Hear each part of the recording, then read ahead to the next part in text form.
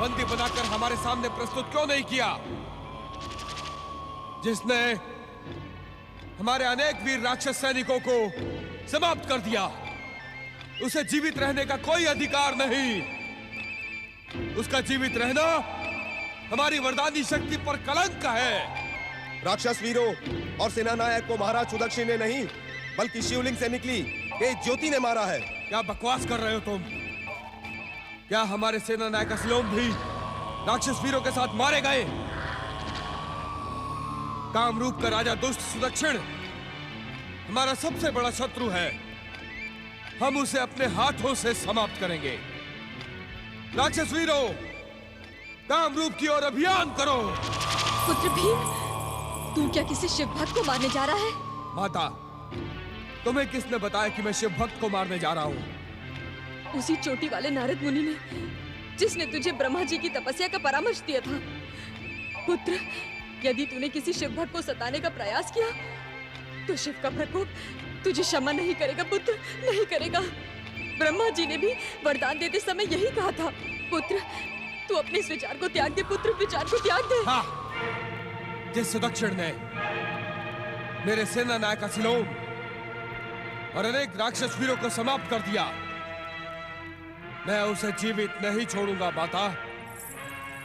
यदि मैंने उस दुष्ट सुदक्षिण को दंडित ना किया तो मुझे इस पृथ्वी का सम्राट कौन स्वीकार करेगा?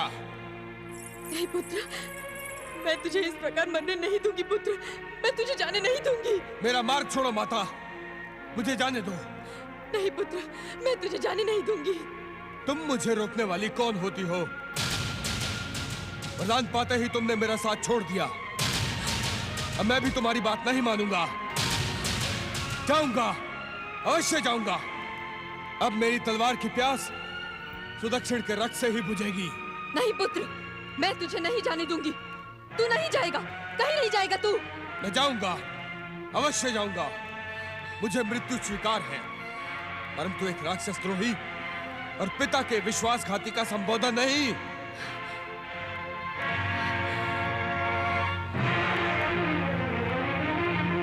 अपनी मां को अपमानित एवं कलंकित करने वाले भीम, जहां मैं तुझे शाप देती हूँ कि तू जीवित नहीं रहेगा। तुझ जैसे कपूत का तो मर जाना ही अच्छा है।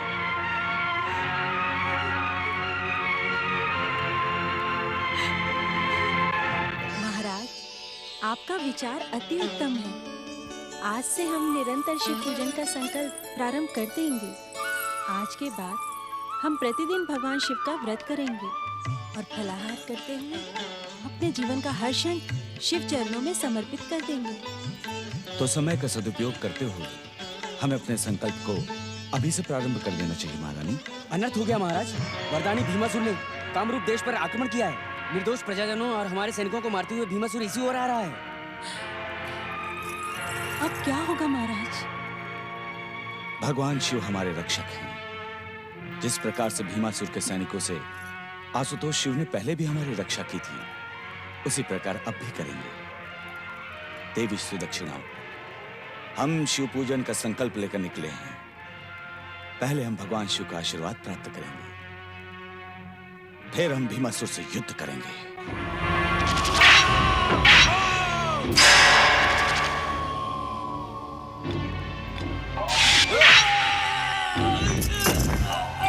दुष्ट सुदक्षिण, तुम्हें राक्षस विद्रोह का दंड देने के लिए हम स्वयं आए हैं। दंड या पुरस्कार देने के अधिकारी केवल सृष्टि के नियंता भगवान शिव हैं भीमासुर।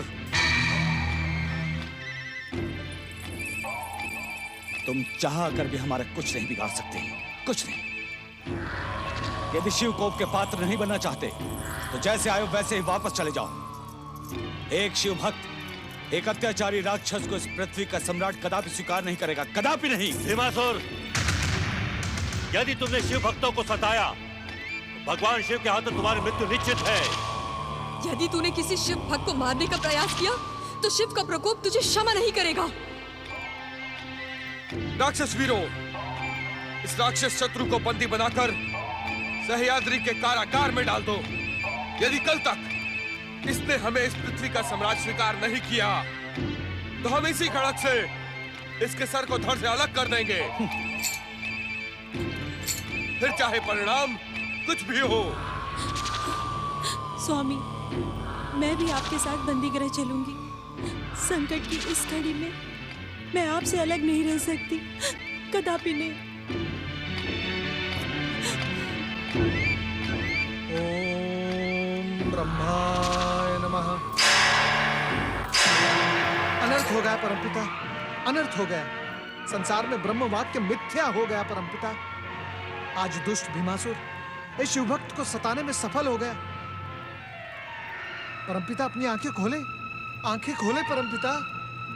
अपनी आराधना, अपनी साधना को विराम दे परमपिता, अपनी आंखें खोले। अन्यथा दुष्ट भीमासुर पृथ्वीलोक को अपने अत्याचारों से मत डालेगा परमपिता, अपनी आंखें खोले।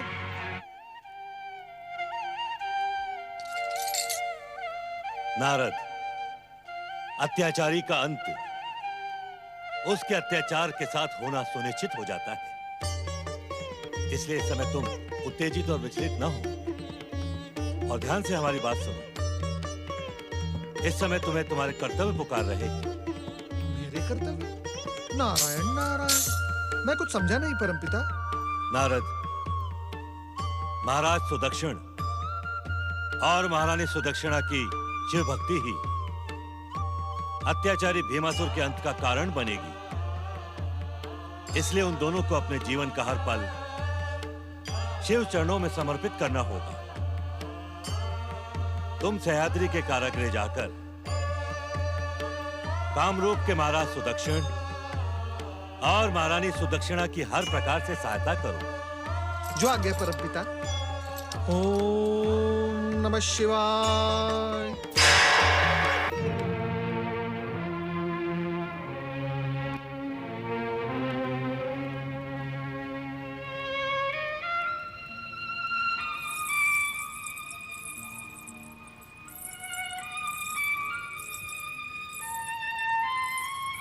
महाराज, किस सोच में पड़ गए हैं आप? हम कितनी बार आपसे पूछ चुके हैं, लेकिन आप हमारे प्रश्न का उत्तर ही नहीं देते।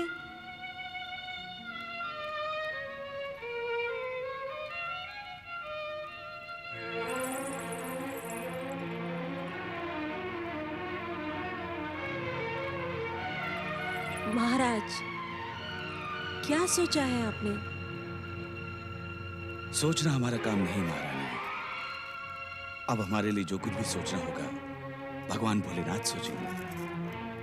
तुम इस प्रकार चिंतित न हो। मेरी बात मानिए महाराज, और इस दुष्ट राक्षस को पृथ्वी का सम्राट स्वीकार कर लीजिए, अन्यथा ये हमें जीवित नहीं छोड़ेगा। अधिक से अधिक भीमासुर हमें मार सकता है, हमें अपने प्राणों का मोह नहीं है देवी। जीवन और मृत्यु तो भगवान शिव के अधीन है। यदि शिव इच्छा होगी तो हमें मृत्यु भी स्वीकार है, परंतु प्राण रहते हम अपनी शिव भक्ति पर कोई आँच नहीं आने देंगे। देवी, हमने निरंतर शिव पूजन का जो संकल्प लिया था उसमें बहुत विलंब हो चुका है। अब हमें एक क्षण भी व्यर्थ किए बिना स्वयं को शिव चरणों में समर्पित कर देना चाहिए। ये आप क्या कह रहे हैं महाराज? इस कारागृह में ना तो शिवलिंग है और ना शिव पूजन के योग्य कोई सामग्री। हम पूजन कैसे करेंगे? भगवान न पूजन सामग्री के भूखे होते हैं और न ही आडंबर के। भगवान तो भाव और भावना देखते हैं। देवी, भगवान शिव शंकर हमारे हृदय में विराजमान हैं। हम उन्हीं को साक्षी मानकर अपने संकल्प का पूजन प्रारंभ करेंगे। ओम नमः शिवाय, ओम नमः शिवाय, ओम नमः शिवाय, ओम नमः शिवाय।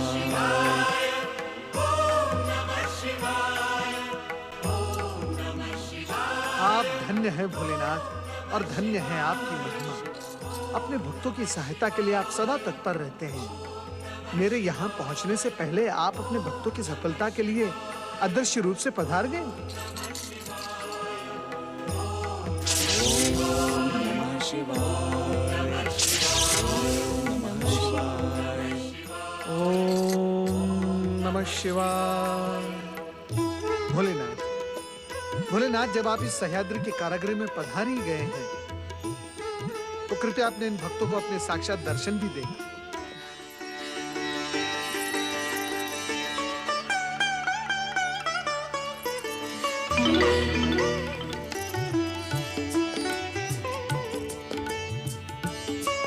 देवर्षि नारद जी, आप आज मेरा जन्म सफल हो गया। आपके दर्शन पाकर मैं माया मोह के अनेक बंधनों से मुक्त हुआ। नारायण नारायण। महाराज सुदक्षिण, महारानी सुदक्षिणा, जिन पर भगवान भोलेनाथ की कृपा हो, उन्हें मोह माया का बंधन तनिक भी कष्ट नहीं पहुंचा सकता। परमपिता ब्रह्मा जी की आज्ञा से जो संदेश मैं यहाँ सुनाने आया था, शिव इच्छा से वो संदेश मेरे आने से पूर्व ही यहाँ पहुंच चुका है।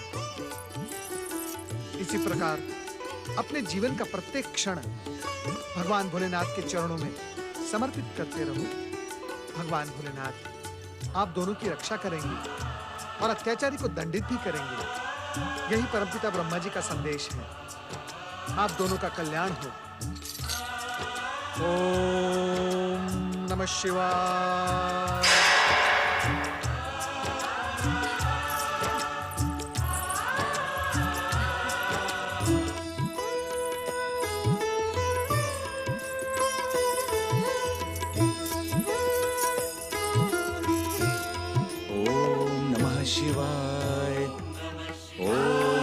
शिवाय, ओम नमः शिवाय।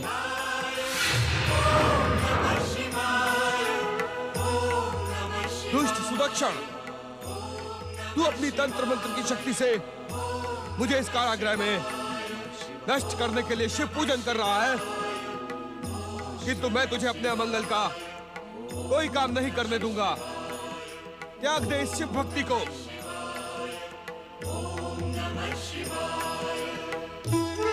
यदि तूने मुझे अभी और इसी समय इस संसार का सम्राट स्वीकार नहीं किया, तो मैं ब्रह्मा की चेतावनी और अपनी माता करकटी की बात को भूलकर तुम दोनों को यमलोक पहुंचा दूंगा। इस शिव भक्ति को त्याग कर मुझे इस संसार का सम्राट स्वीकार कर। अब मेरे भयानक क्रोध से तुम दोनों को संसार की कोई शक्ति नहीं बचा सकती।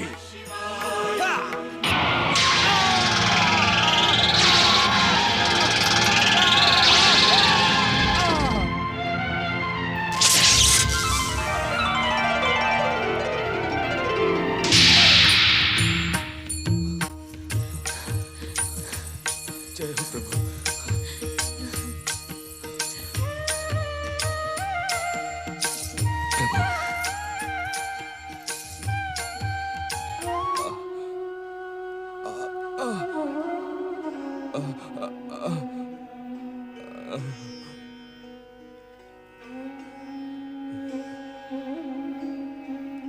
मुझे वरदान देते समय ब्रह्मदेव ने और यहाँ आने से पूर्व माता करकटी ने बार बार सावधान किया था, परंतु मैंने अपने अभिमान और अहंकार के कारण आपके भक्तों को सताने का भयानक पाप किया था। हे भोलेनाथ, मैं पापी हूं, अपराधी हूं, परंतु आप तो दया के सागर हैं, क्षमा के प्रतीक हैं। हो सके तो मुझे क्षमा कर दीजिएगा। कुछ ऐसा करें प्रभु जिससे मेरा नाम आपके नाम के साथ जुड़ जाए, जिससे भविष्य और संसार में कोई भी मुझ जैसा दुष्कर्म करने का दुस्साहस ना करे और मेरी मृत्यु सार्थक हो। ओम नमः शिवाय, ओम नमः शिवाय, ओम नमः शिवाय, ओम नमः शिवाय।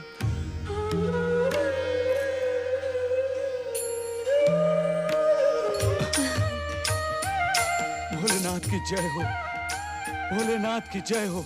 हे आशुतोष भगवान शिव, हम भक्तों पर कृपा करने के लिए और हमारी भक्ति का मान बढ़ाने के लिए आप इस शिवलिंग में सदा सदा के लिए निवास करिए प्रभु, निवास करिए।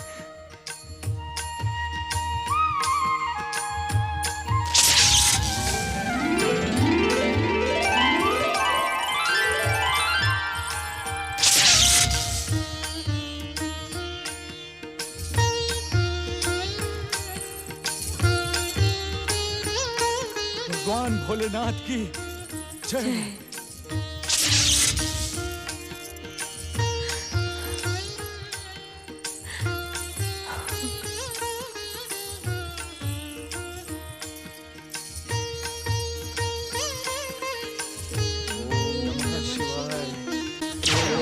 शिवाय।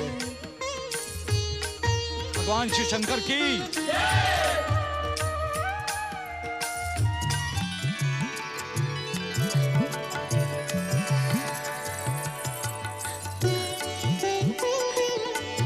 अपने अंत समय में भीमासुर ने न केवल पश्चाताप किया, अपितु परम पावन पंचाक्षरी मंत्र का स्मरण करते हुए अपने प्राण त्याग दिए। इसी कारण भोलेनाथ भगवान शिव ने अपनी इच्छा और कृपा से भीमासुर की भक्ति को सुदृढ़ करने के लिए इस तीर्थ का नाम भीमा शंकर सुनिश्चित किया है। सभी का कल्याण करने वाले भगवान भीमा शंकर की तीर्थराज भीमा शंकर की महिमा के साथ ही महाराज सुदक्षिण और महारानी सुदक्षिणा की शिव भक्ति की कीर्ति भी अनंत कालों तक अमर रहेगी। भगवान भीमा शंकर की यात्रा करने वाला भक्त किसी भी प्रकार के भय, आतंक और अत्याचार से मुक्त हो जाएगा। देवराज, इस तीर्थ यात्रा के प्रभाव ने आपके भय को भी दूर कर दिया है। भीमासुर के अंत ने आपके लिए स्वर्ग के द्वार पुनः खोल दिए हैं। जाए देवराज, स्वर्ग का सिंहासन आपकी प्रतीक्षा कर रहा है। परंतु देवराज, जाने से पहले इस पावन तीर्थ की पवित्र स्मृति अपने हृदय में बैठा लो और अपने जीवन का प्रत्येक क्षण शिव चरणों में समर्पित कर दो, जिससे आपका भविष्य और स्वर्ग शिव कृपा से सुरक्षित रहे।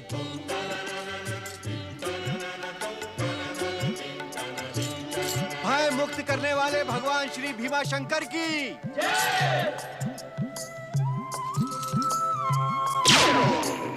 शिव के भक्त जनों ने पुकारा जब संकट पड़ने पर, शिव के भक्त जनों ने पुकारा जब संकट पड़ने पर, तब तब ज्योतिर्लिंग में पधारे अजर अमर शिव शंकर।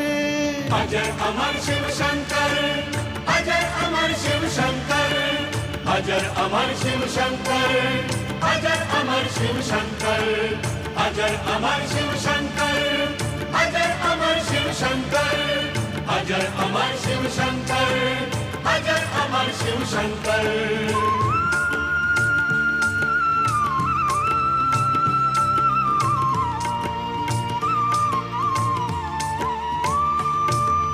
पूर्व काल में सुदीक्षण ने शिवलिंग एक बनाया, अपनी हर एक श्वास के संग संग शिव के नाम को ध्याया।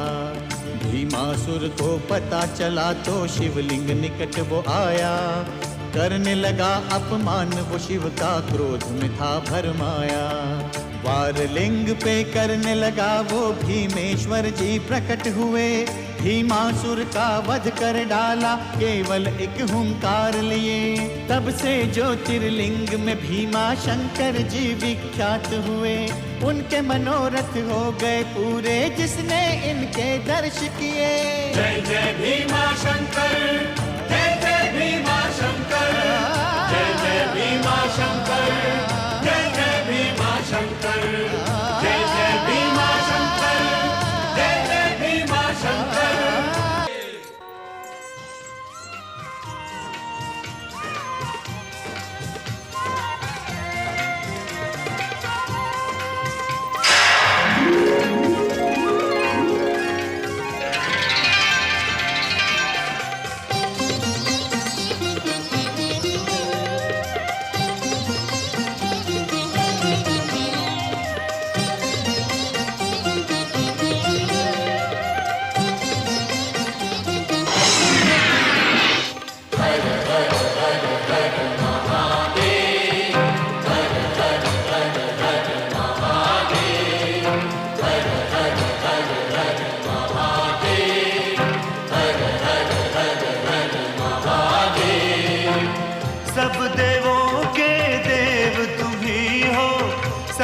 देवों के देव तुम ही हो, हर हर हर हर महादेव।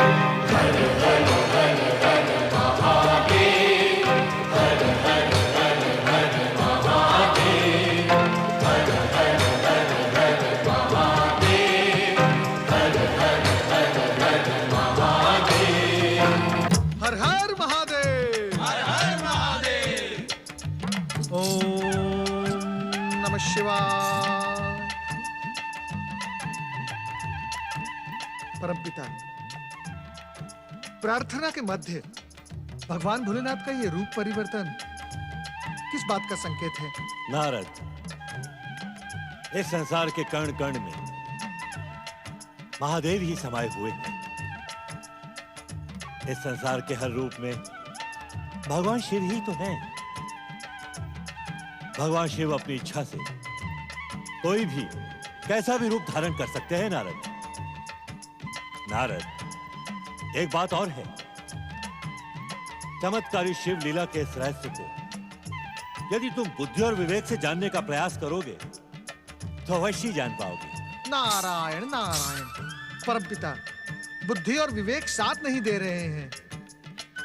शिव इच्छा से आज हमें जिस शिव स्वरूप के दर्शन हुए हैं उसका रहस्य समझ में नहीं आ रहा है परमपिता। नारद, सदाशिव भगवान भोलेनाथ की परम कल्याणकारी लीला का रहस्य शिव भक्तों के लिए सदा अनजाना नहीं रहता। किंतु श्रीहरि। नारद, आश्चर्य की आवश्यकता नहीं। श्रीहरि विष्णु का कथन सत्य का प्रमाण है। हम अपने भक्तों के वश में हैं। हमारे भक्त प्रश्न और जिज्ञासा के चक्रव्यूह में गोते नहीं मारते।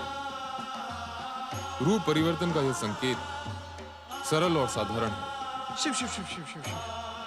भोलेनाथ, जो आपके लिए सरल और साधारण होता है वही हम जैसे अज्ञानियों के लिए असाधारण और कठिन। भोलेनाथ, कृपा करके आपके इन भक्तों को इस शिवलीला का रहस्य बताएं। नारद, सृष्टि परिवर्तनशील है। एक छोटे से कण से लेकर विशाल पर्वत तक सब कुछ परिवर्तित हो रहा है। परिवर्तन की यही गति जीवन को सुख, संतुष्टि और कल्याण का संदेश देती है। परिवर्तन की इसी धारा में बहते हुए हमारी सृष्टि सतयुग, त्रेता युग की यात्रा करते हुए अब द्वापर युग के द्वार पर खड़ी है। नारायण नारायण। भोलेनाथ, हम अज्ञानियों को इस बात का ज्ञान ही नहीं था कि अब हम एक नए युग में प्रवेश करने जा रहे हैं। इस ज्ञान के साथ इतना और भी जान लो नारद कि आने वाला हर युग नवीनता के साथ ही साथ प्रचलित मान्यताओं, परंपराओं और आस्थाओं को नष्ट भ्रष्ट करने का प्रयास करता है। वो सब कुछ अपनी दृष्टि से देखने का प्रयत्न करता है। यदि इस दृष्टि में रचना की भावना और सत्यता होती है तो सृष्टि खिल उठती है, परंतु स्वार्थ और विध्वंस होता है तो सृष्टि त्राहिमाम करके आर्तनाद करने लगती है। यह रूप परिवर्तन करके हमें महादेव ने उन स्थितियों से सावधान करने का प्रयास किया है। तो क्या आने वाला नया युग द्वापर किसी विध्वंस और विस्फोट का संकेत लेकर आ रहा है श्रीहरि? देवराज इंद्र, शुभ और अशुभ के मध्य संघर्ष तो सृष्टि के पहले दिन से ही चल रहा है। अब तक जो हुआ वो अच्छा था, जो अब हो रहा है वो भी अच्छा ही हो रहा है, और जो भविष्य में होगा वो भी अच्छा और शुभ ही होगा। इसलिए चिंता करने की कोई आवश्यकता नहीं। धन्य धन्य भोलेनाथ, आप धन्य हैं। अब कृपा करके इतना और बता दें कि इस नए युग का मुख्य उद्देश्य क्या होगा? नारद, इस द्वापर युग में दैत्य शक्तियों का प्रभाव कम होगा। ये तो शुभ संकेत है महादेव। बात पूरी होने से पहले ही अपने अनुमान से कुछ कह देना विद्वानों की भाषा में अज्ञान माना जाता है देवराज। क्षमा क्षमा भोलेनाथ, क्षमा। इसका अर्थ ये नहीं कि ये दैत्य शक्तियां पाताल में जाकर छुप जाएंगी, अपितु ये दैत्य शक्तियां इस नए युग में मानव को माध्यम बनाकर अपना स्वार्थ पूर्ण करेंगी और सदा के समान शुभ कार्य में बाधा डालेंगी। स्वार्थी मनुष्यों और दुष्ट शक्तियों के इस मिलन से धर्म का स्थिर पांव डगमगाने लगेगा, धर्म पर संकट उत्पन्न होगा। अब तक धर्म पर अटल रहते हुए गर्व करने वाले अनेक प्राणी धर्म का साथ छोड़कर अधर्मी, अत्याचारी, अनैतिक और अन्यायी बनकर अशुभ शक्तियों का साथ देंगे। किंतु परमपिता, ऐसे में धर्म की स्थिति क्या होगी? भोलेनाथ, क्या द्वापर युग में सभी प्राणी अधर्मी हो जाएंगे? ऐसा ना कभी हुआ है, ना ही कभी होगा। सृष्टि के संतुलन में धर्म और अधर्म दो पहलू हैं। अधर्म सदैव अपने दुष्कर्मों से धर्म के पलड़े को झुकाने का प्रयास करता है, किंतु अंत में विजय धर्म और सत्य की होती है। और इस नए युग का मुख्य उद्देश्य भी धर्म संस्थापना ही होगा। प्रभु, इस धर्म संस्थापना के सूत्रधार कौन होंगे? जिज्ञासु नारद, युग, धर्म और धर्म की संस्थापना के लिए प्रारंभ हो रहे इस द्वापर युग में जगत पालक श्री हरि विष्णु पुरुषोत्तम अवतार धारण करेंगे। पुरुषोत्तम अवतार? पुरुषोत्तम अवतार? हाँ, ये द्वापर युग भविष्य में पुरुषोत्तम श्री कृष्ण के युग के नाम से जाना जाएगा। श्री हरि अवतार श्री कृष्ण पृथ्वी के समस्त जीवों को प्रेम, योग, ज्ञान और भक्ति की प्रेरणा देते हुए धर्म की संस्थापना करेंगे। नारायण नारायण। भोलेनाथ, क्या पिछले युग के समान इस नए युग में अन्य शुभ शक्तियां अवतार धारण नहीं करेंगी? अब तक तो ऐसा नहीं कहा गया नारद। सतयुग और त्रेता युग के समान इस युग में भी अनेक शुभ शक्तियां अवतार धारण करके श्री हरि विष्णु के पुरुषोत्तम अवतार श्री कृष्ण को धर्म की संस्थापना में योगदान देंगे। प्रभु, घटने से पहले घटना को जान लेने की उत्सुकता अनुचित है नारद। अपनी प्रतिभा और पुरुषार्थ से तुम इस नए युग द्वापर के साक्षी बनो। आपका कल्याण हो।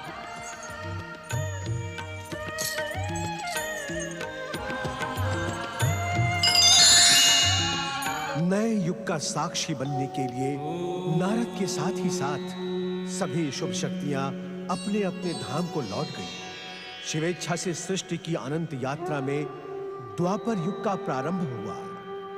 ऋषिपुत्री शकुंतला और महाराज दुष्यंत के प्रेम से जन्मे महाराज भरत के नाम से ऋषियों की इस पवित्र आर्य भूमि को भारतवर्ष के नाम से भी संबोधित किया गया। परम शक्तिशाली शिव भक्त और सत्य पर आस्था रखने वाले महाराज भरत के नाम से भारतवर्ष में वीरों को जन्म देने वाले भरत कुल की परंपरा चल पड़ी। इसी महान कुल में समय के साथ जन्मांध धृतराष्ट्र, पांडु और दासी पुत्र विदुर का जन्म हुआ। महाराज धृतराष्ट्र के पुत्र कौरव और महाराज पांडु के पुत्र पांडव कहलाए। स्वार्थ भरी महत्वाकांक्षा और प्रतिशोध से जलते कौरवों ने अपने मामा शकुनी की कुटिल नीति को द्यूत के पांसों पर सफल बनाते हुए पांडवों को पराजित कर 12 वर्ष के वनवास और 1 वर्ष का कठोर अज्ञातवास झेलने पर विवश कर दिया।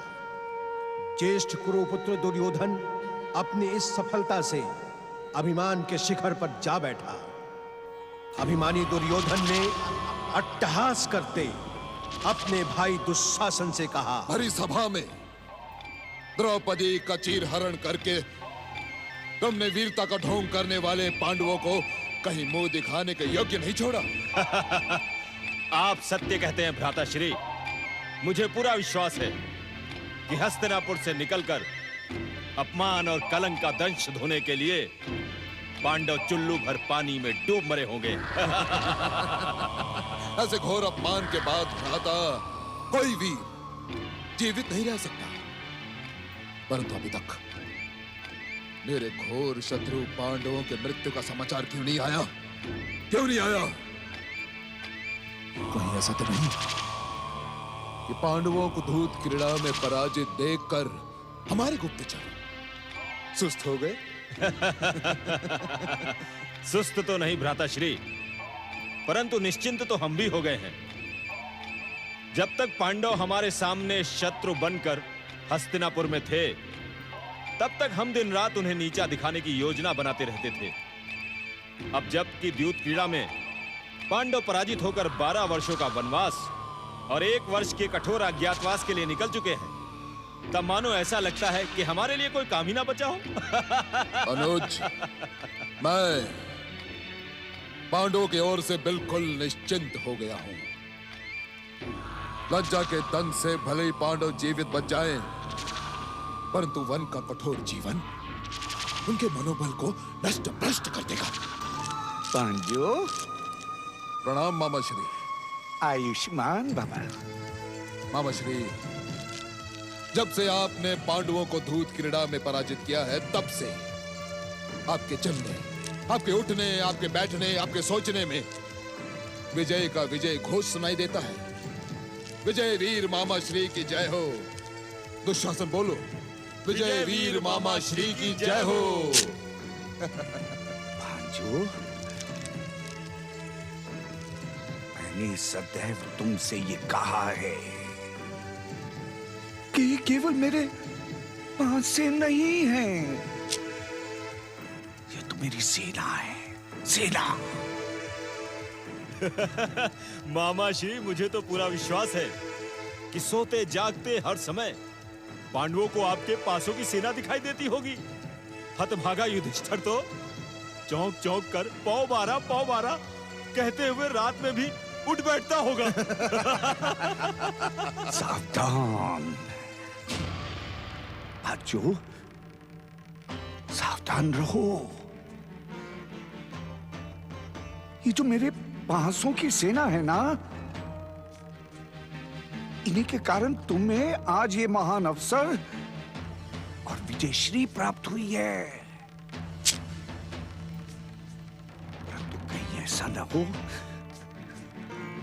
कहीं ऐसा ना हो कि 13 वर्षों के पश्चात वो पांडव वापस यहां आकर अपने राज्य की मांग करने लगे। असंभव, असंभव मामा श्री, क्योंकि जिस ओर पांडव गए हैं, वहां से हस्तिनापुर लौट कर आने का कोई मार्ग नहीं है मामा श्री। भ्राताश्री ठीक कहते हैं मामा श्री। अब पांडव नहीं, पांडवों की मृत्यु का दुख भरा समाचार लौट कर आएगा। हाँ मामा श्री, हाँ, मैं भी उसी समाचार की प्रतीक्षा कर रहा हूं। बस भांजो, ये महान अवसर हंसी ठट्टों में उड़ा देने वाला नहीं है। याद रहे कि जब तक तुम्हारे शत्रु ये पांडव जीवित हैं, तब तक तुम इस राज्य के एक छत्र सम्राट कभी नहीं बन सकते दुर्योधन। क्योंकि तुम्हारे शत्रु का जीवित रहना तुम्हारे लिए संकट का एक बड़ा कारण बन सकता है। इसलिए तुम्हारे लिए अच्छा यही रहेगा कि तुम अपने आमोद प्रमोद और हंसी ठट्टों को भूलकर इस समय ये विचार करो कि शत्रु को कैसे समाप्त करना है। भांजे,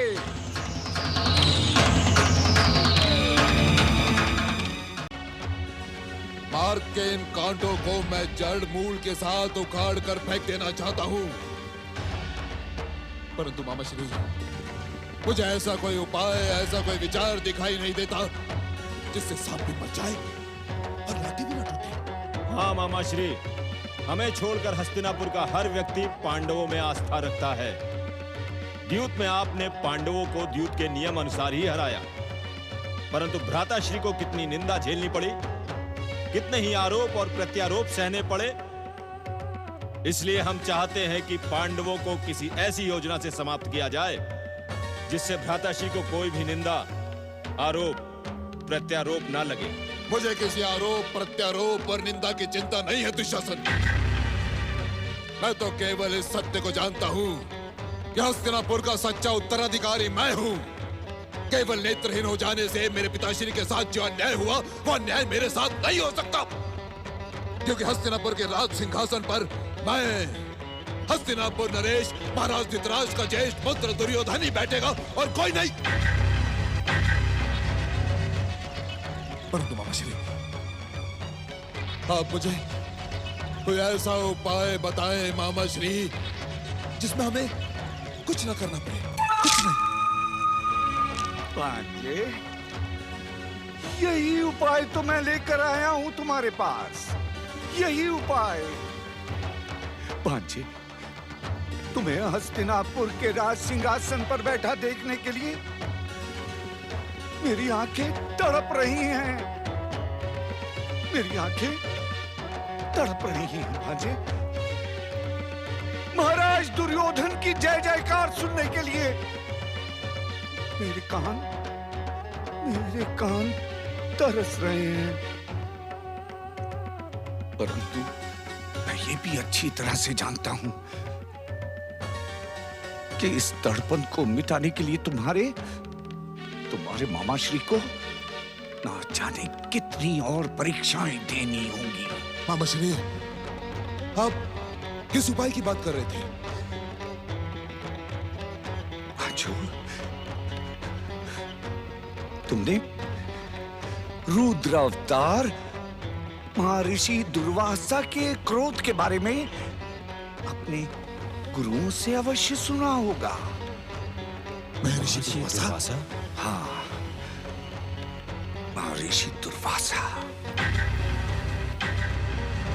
ये वही महर्षि दुर्वासा थे जिन्होंने स्वर्ग के सिंहासन पर विराजमान इंद्र को दर दर का भिक्षुक बना के रख दिया था।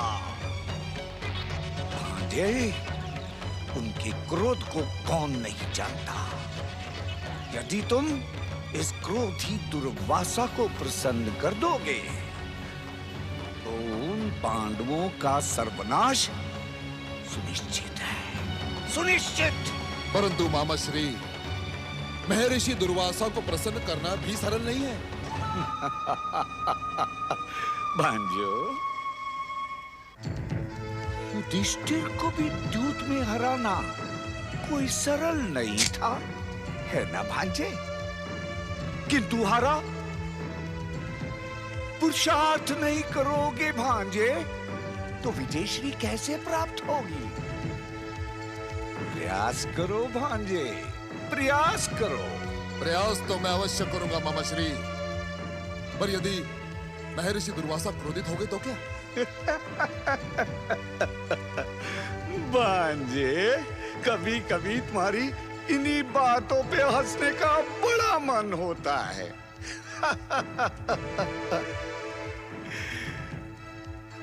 अबोध बालकों की तरह बातें करते हो भांजे। अरे, तुम उन्हें ऐसा अवसर ही ना देना। और फिर तुम क्या अपने मामाश्री को नहीं जानते? बड़े बड़े क्रोधियों को वश में करना तुम्हारे मामाश्री भली भांति जानते हैं भांजे, भली भांति जानते हैं। और कौरवों के सौभाग्य से तो इस समय महर्षि दुर्वासा अपनी शिष्य मंडली के साथ यही हस्तिनापुर राज्य की सीमाओं में प्रवास कर रहे हैं। इससे अच्छा अवसर आ ही नहीं सकता भांजे। बस तुम तो केवल महामंत्री विदुर को यह आदेश दो कि वो महर्षि दुर्वासा की राजकीय सेवा और स्वागत की यथोचित व्यवस्था करें।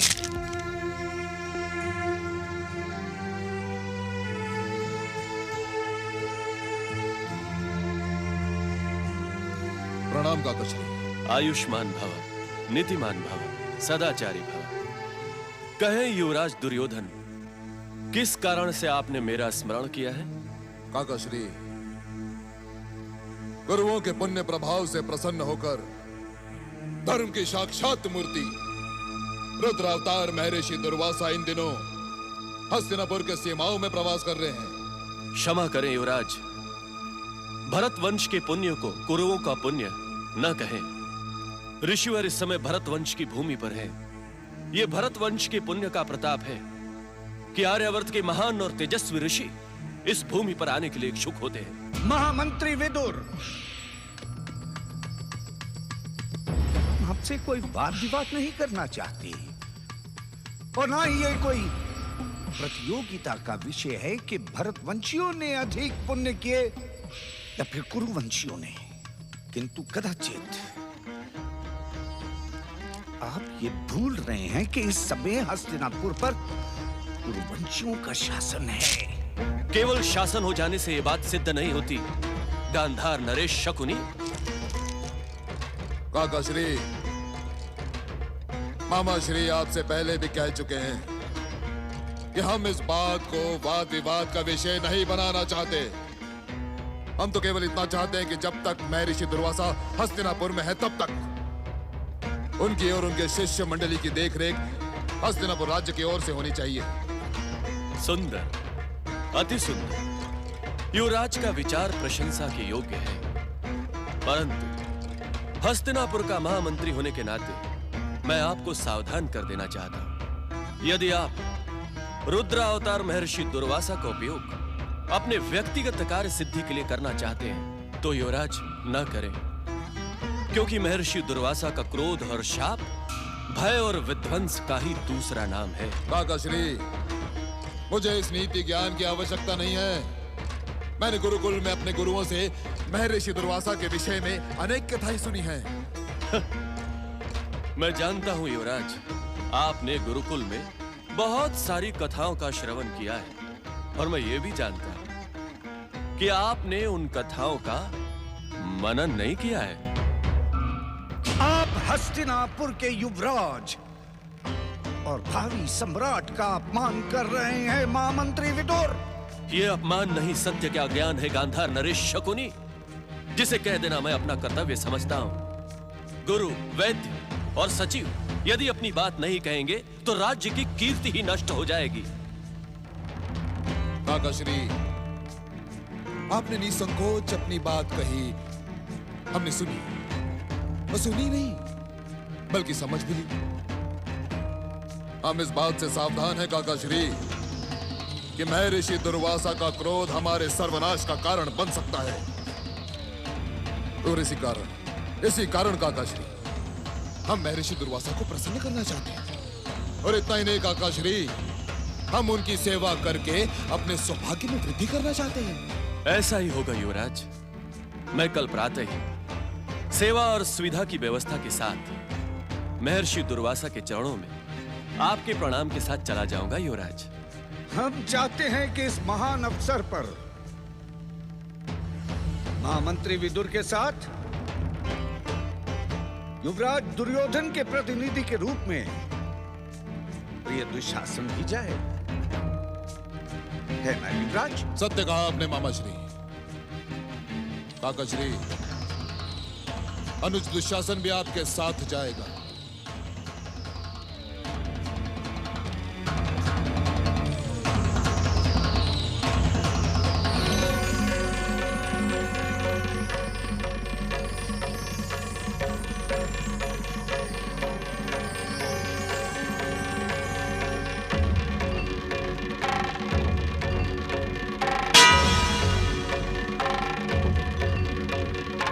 युवराज की जय हो। आज्ञा युवराज। क्या काका श्री और दुशासन ऋषियों के सेवा से लौटकर वापस आए? नहीं युवराज। आएंगे तो मुझे सूचित करना। जाओ। जो आज्ञा युवराज।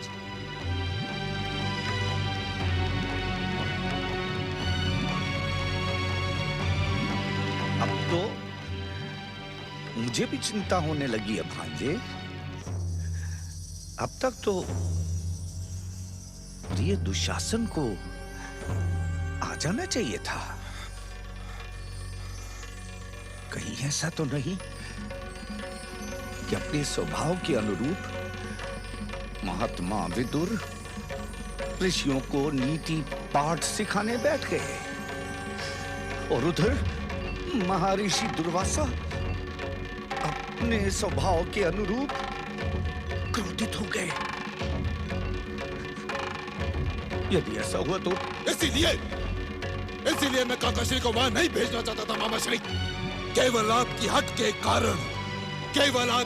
के कारण मुझे निर्णय लेना पड़ा। आप तो जानते हैं मामाश्री कि मैं अनुज दुशासन से कितना प्रेम करता हूं। न जाने दुशासन किस स्थिति में होगा। कहीं ऐसा तो नहीं मामाश्री कि मैं ऋषि दुर्वासा को द्रौपदी के चीर हरण का पता चल गया हो। मंत्र दृष्टा ऋषियों से संसार का कोई सत्य छुपा नहीं रहता भांजे। तो वे अवश्य ही दुशासन को प्रताड़ित करेंगे। नहीं भांजे नहीं।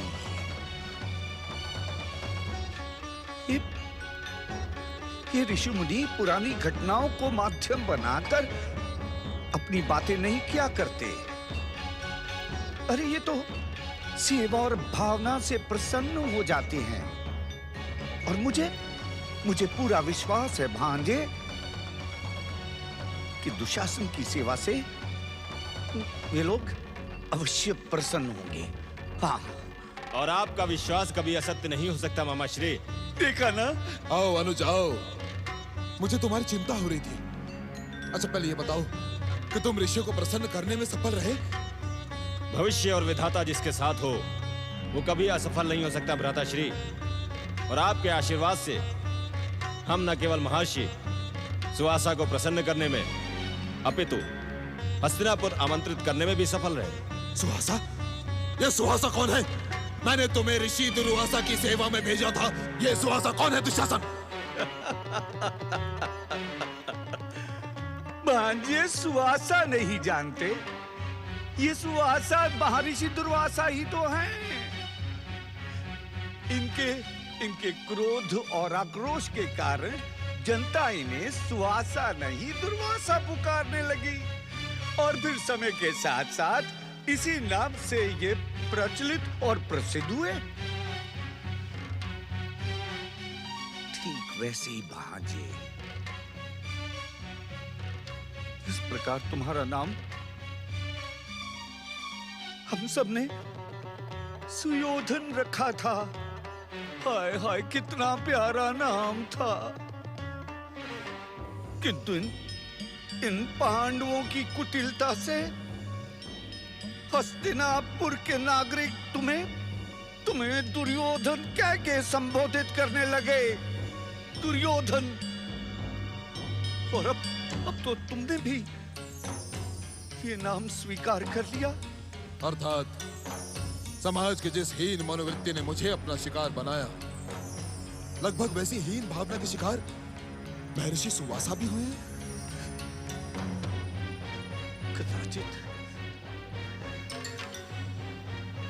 कदाचित तुम ठीक कह रहे हो भांजे। किंतु तुम्हें इतने विचलित होने की आवश्यकता नहीं है भांजे। नहीं है। अरे नाम से मनुष्य के काम पर प्रभाव थोड़ी पड़ता है। नाम में रखा ही क्या है भांजे? काम बड़ा होना चाहिए। और तुमने तो महर्षि दुर्वासा के समान बड़े बड़े काम किए हैं भांजे। बड़े बड़े काम किए हैं। अच्छा ये बताओ अनुज कि उन्होंने तुम्हारा निमंत्रण स्वीकार किया? हाँ भ्राताश्री, ऋषिवर हमारी सेवा भावना से अत्यंत प्रसन्न है। उन्होंने मुझे आशीर्वाद देकर अपने मन की बात निवेदन करने की आज्ञा दी। और जब मैंने कहा कि भ्राताश्री दुर्योधन आपकी चरण सेवा का अवसर चाहते हैं, यदि आपकी आज्ञा हो, इसके पश्चात उन्होंने मुझे कुछ कहने का अवसर ही नहीं दिया। उन्होंने कहा आज्ञा की आवश्यकता नहीं है वत्स, हम कल प्रातः ही अपनी शिष्य मंडली के साथ हस्तिनापुर के युवराज कक्ष में पधारेंगे। तो हमें इसी समय से ऋषिवर को प्रसन्न करने के लिए बढ़ चढ़कर प्रयास करने होंगे। हर व्यवस्था अपनी देख रेख में संपन्न करनी होगी। मैं महर्षि दुर्वासा का ऐसा स्वागत करूंगा जैसा आज तक किसी राजा महाराजा ने किसी ऋषि के लिए ना किया हो। क्यों मामा श्री? ओ बारह भांजे,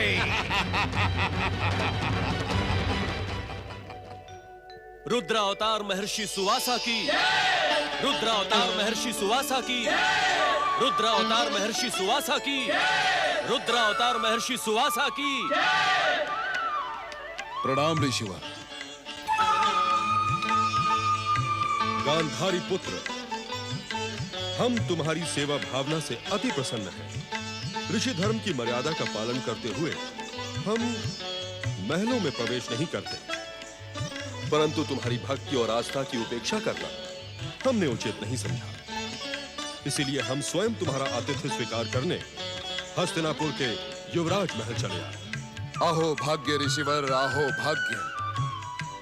ऋषिवर, आपके दर्शन मात्र से मेरे कई जन्मों के पाप नष्ट हो गए। इस भूमि पर आपके चरण पड़ गए, इसी में हमारा सबसे बड़ा सौभाग्य है ऋषिवर। हम धन्य हुए ऋषिवर, धन्य हुए। पधारे ऋषिवर, मुझे अपनी चरण सेवा का अवसर दे। पधारे ऋषिवर।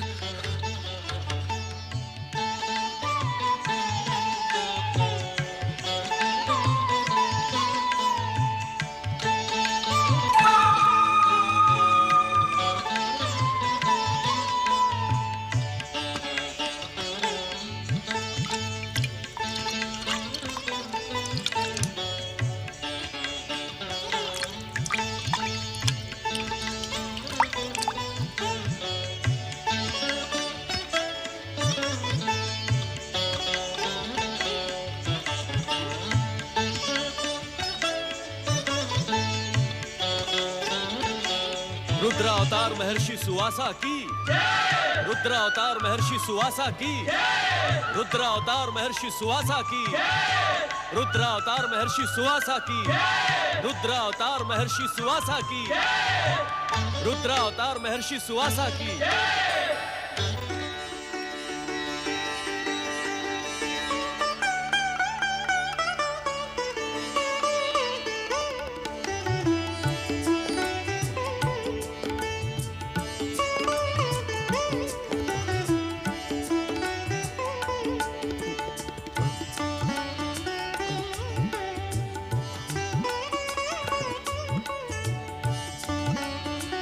क्या हो ऋषिवर, हमारी सेवा में कोई कमी रह गई जो आपको नींद नहीं आ रही? नहीं वत्स, तुम्हारी सेवा भावना से तो हम अति प्रसन्न हैं। तनिक जल की आवश्यकता है, इस ऋतु में कंठ बार बार सूख जाता है। जल का प्रबंध करो।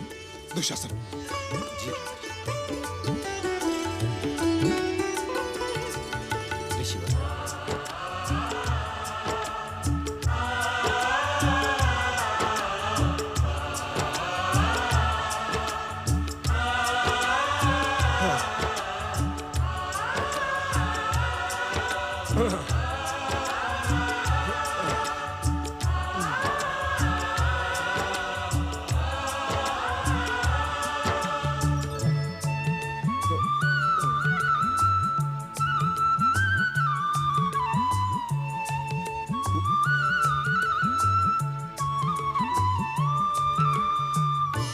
क्या हमसे कोई भूल हो गई ऋषिवर? नहीं वत्स, और एक बात जान लो पिया सुयोधन, कि भूल हो जाने पर मैं रुद्रावतार सुवासा भूल सुधारने का अवसर नहीं देता।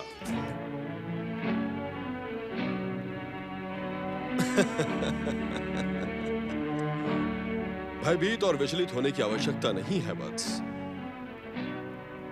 मैं तो केवल इतना कहने के लिए उठ बैठा कि इन राजमहलों में रात बिताने का मुझे तनिक भी अभ्यास नहीं है।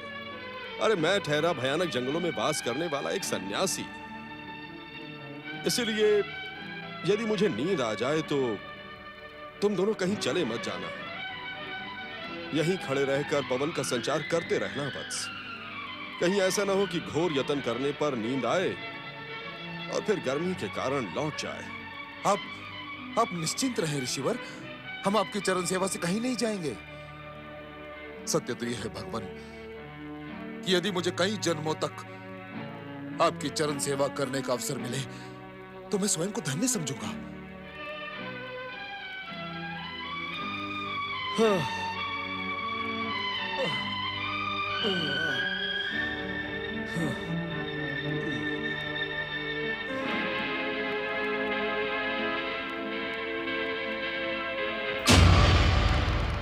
मामा श्री, आपने परीक्षा के किस ब्रह्मजाल में मुझे उलझा दिया है? अपने क्रोध का उल्लेख कर करके उस ऋषि दुर्वासा ने मुझे विचलित कर दिया है। विचलित हो गया हूं मैं। अरे एक क्षण भी उनकी सेवा से दूर नहीं हो सकता मैं। मेरी समझ में नहीं आ रहा कि मैं क्या करूं, क्या करूं मैं। मामा श्री, मदिरा पीना तो दूर, मदिरा को देखे पता नहीं कितने दिन बीत गए, कितने दिन। मुझसे नहीं होती है ऋषि सेवा, नहीं होती। और रही बात पांडवों की, मैं उन्हें अपने बाहुबल और अपने पराक्रम से जीत लूंगा। आप बस मेरा एक कार्य करें मामा श्री, उस ऋषि दुर्वासा को यहाँ से विदा करें। ओ मेरे प्रिय भांजे, मूर्खता की बातें नहीं किया करते। अब तुम बालक नहीं रहे, बड़े हो गए हो। अरे ऋषियों की सेवा करने का अवसर तो बड़े सौभाग्य से मिलता है। नहीं चाहिए मुझे आपका सौभाग्य, नहीं चाहिए मुझे आपका सौभाग्य। सुना आपने, सुना? मेरा सुख चैन छीन लिया उस दुर्वासा ने। मुझे तो लगता ही नहीं कि मैं हस्तिनापुर का युवराज हूँ। मुझे तो ऐसा लगता है कि मैं कोई चरण सेवक, कोई दास बन गया हूँ। नहीं भांजे, मैंने तुम्हें कई बार समझाया है भांजे, कुछ पाने के लिए कुछ खोना पड़ता है। अरे यदि तुम ऋषिवर दुर्वासा की सेवा करोगे तो वो तुम्हें मुंह मांगा वरदान देंगे। और उसके पश्चात उन पांडवों का सर्वनाश सुनिश्चित है। सर्वनाश तो तब होगा मामा श्री, जब ऋषिवर मुझ पर प्रसन्न होंगे और मुझसे वरदान मांगने के लिए कहेंगे। और वो दिन कभी नहीं आएगा। मैं जानता हूं कि वो दिन कभी नहीं आएगा। मामा श्री, मुझे तो ऐसा लगता है कि वो दुर्वासा हस्तिनापुर के राज सिंहासन पर बैठकर राज करना चाहता है हस्तिनापुर पर। अरे इतनी सुख सुविधाएं देखकर वो अपने ऋषि धर्म को भूल गया है। नहीं, नहीं, ये तुम्हारी भूल है भांजे। ऋषि कभी भी अपना ऋषि धर्म नहीं भूलते। और महर्षि दुर्वासा, अरे वो तो मंत्र दृष्टा है, मंत्र दृष्टा। ये ऋषि लोग कुछ दिनों के लिए भी कहीं एक स्थान पर टिक कर नहीं रहते। इसीलिए तो इन्हें बहता पानी या रमता जोगी कहा जाता है भांजे। पुत्र दुर्योधन, यदि तुम 1-2 दिन के लिए ऋषिवर की सेवा कर लोगे, फिर देखोगे कि मामा श्री ठीक कहते थे, तुम्हारी हर मनोकामना वो पूरी कर देंगे। मुझे आपकी बात पर विश्वास नहीं होता मामा श्री। अब विश्वास करने के सिवा तुम्हारे पास और कोई मार्ग ही नहीं है दुर्योधन। ऋषिवर को हम ऐसे ही जाने के लिए तो नहीं कह सकते ना। अरे वो तो अपनी इच्छा से जीते हैं। अब जब तक ऋषिवर यहाँ हैं, तुम्हें उन्हें प्रसन्न करने का प्रयास करना चाहिए। अब तो तुम्हें ये विचार करना चाहिए कि यदि ऋषिवर प्रसन्न हो गए तो उनसे वरदान क्या मांगोगे भांजे? क्या मांगूंगा? मांगने का अवसर आएगा ना मामा श्री, तो मैं केवल और केवल पांडवों का सर्वनाश मांगूंगा। नहीं नहीं भांजे, नहीं। पांडवों के सर्वनाश की बात रुद्रावतार दुर्वासा के सामने भूलकर भी ना करना, क्योंकि यदि तुमने ऐसा किया तो वो तुम्हें स्वार्थी और भाई का शत्रु मानते हुए शापित और कलंकित कर देंगे। क्या कह रहे हैं आप मामा श्री? आप जानते हैं कि आप क्या कह रहे हैं? अरे पांडवों के सर्वनाश की बात सोच कर ही उस ऋषि की इतनी सेवा की। भांजे, सेवा करोगे तो ही तो मेवा मिलेगा, परंतु मेवा पाने के लिए मेवा मिष्ठान की भूमिका तो बनाओ। मामा श्री, मैं कुछ समझा नहीं। मैं समझाता हूं पुत्र दुर्योधन। देखो, यदि तुम ऋषिवर दुर्वासा के साथ पांडवों की शत्रुता की बात सीधे सीधे करोगे तो वो तुम्हें कभी वरदान नहीं देंगे भांजे।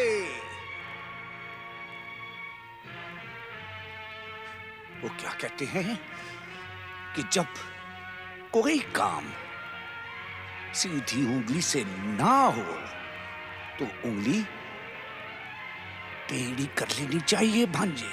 आपकी बातें मेरी समझ में नहीं आ रही है मामा श्री। भांजे, इसीलिए तो मैं तुम्हारा मामा श्री हूं। देखो भांजे, जब ऋषिवर प्रसन्न होकर तुमसे वरदान मांगने को कहें तो तुम हाथ जोड़कर बड़ी विनम्रता से कहना कि हे ऋषिवर, मुझे अपनी चरण भक्ति और सेवा का अवसर प्रदान करके आपने मुझे संसार का सर्वश्रेष्ठ वरदान दे दिया। बस मुझे तो अपने चरणों में ही रहने दीजिए, और यदि आप कुछ देना ही चाहते हैं तो एक बार, केवल एक बार अपनी सेवा का अवसर मेरे भाई पांडवों को प्रदान कर दीजिए। आप जानते हैं कि आप क्या कह रहे हैं? कहीं आपने मदिरा पान तो नहीं कर रखा है मामा श्री? नहीं भांजे, संसार की कोई भी मदिरा तुम्हारे मामा श्री को नहीं नचा सकती। अपितु तुम्हारे मामा श्री किसी भी मदिरा को नचा सकते हैं।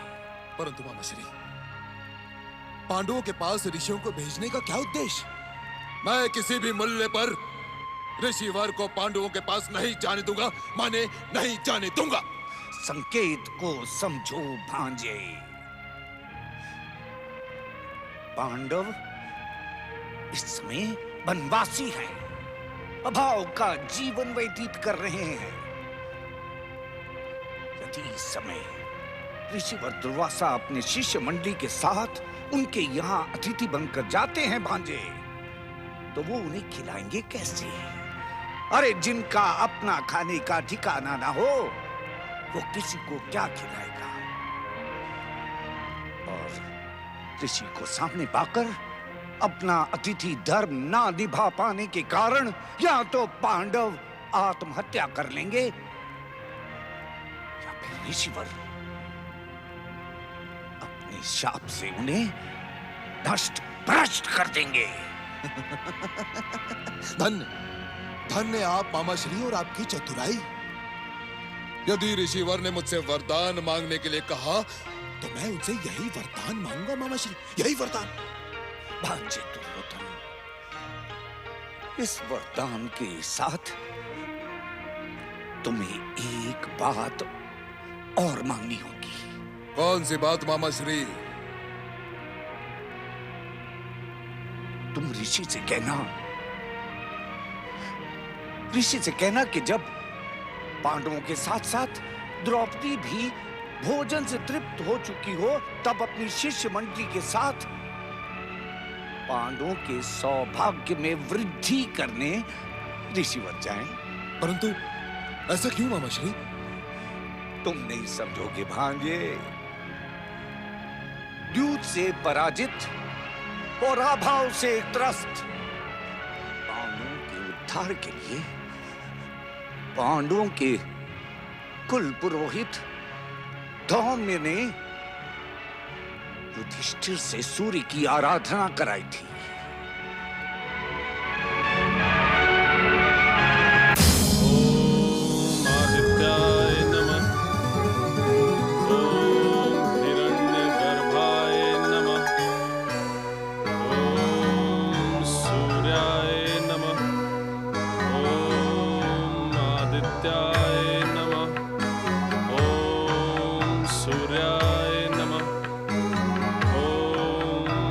आदित्याय नमः। ओम सूर्याय नमः। ओम आदित्याय नमः।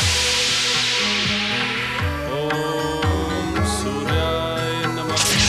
ओम हिरण्यगर्भाय नमः। ओम सूर्याय नमः। धर्मराज युधिष्ठिर,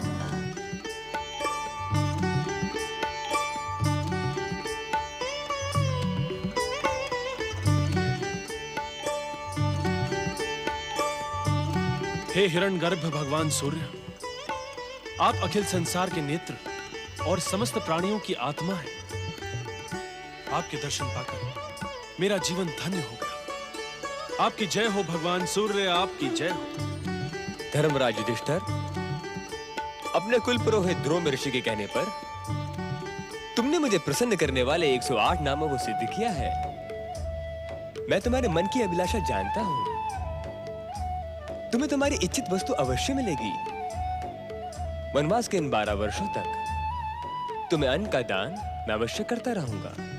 हे परम कृपालु, परम दयालु, समस्त संसार को प्रकाशित करने वाले भगवान सूर्य नारायण, आपने अंधकार में डूबे मेरे परिवार को अपनी कृपा और दया से प्रकाशित कर दिया।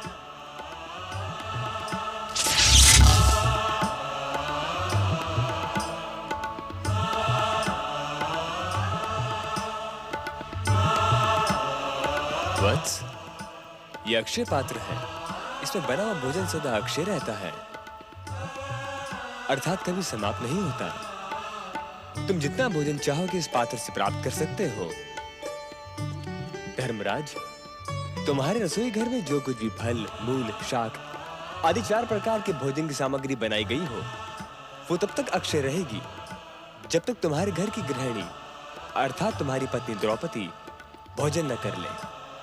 द्रौपदी के भोजन करने के बाद इस पात्र को पुनः धो मांज कर पवित्र कर दो, जिससे ये अगले दिन के भोजन की व्यवस्था कर सके। तुम्हारा कल्याण हो वत्स।